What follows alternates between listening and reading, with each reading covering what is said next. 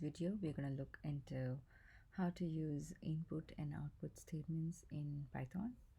In the previous videos we learned about the different data types that are commonly used, and also about variables, how to give variable names and all that. So here we're going to start with input and output. So if you notice, this symbol, the hash symbol that I've put here, is called as the comment. Comment are lines which are included so that the reader will be able to understand what the programmer has tried to do in that part of the code.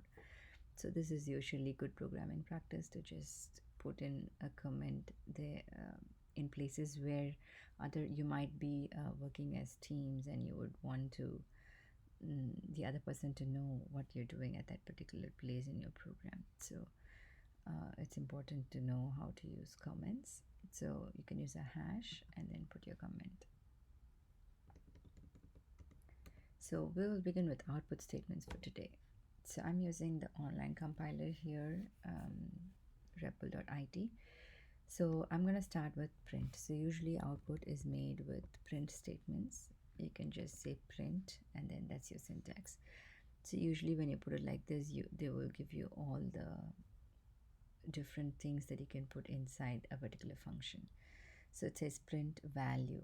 So value is what you want to print, and then separator, that means it's a space.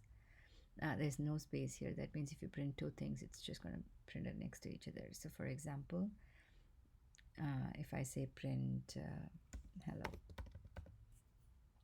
let's just run this code. Now you see hello has been printed here. So print statement is very straightforward. Just put a print parenthesis, and then if you're going to print a string, then if you recall, strings are always with quotation marks. So just put in the quotation mark, and then you should be able to print out hello.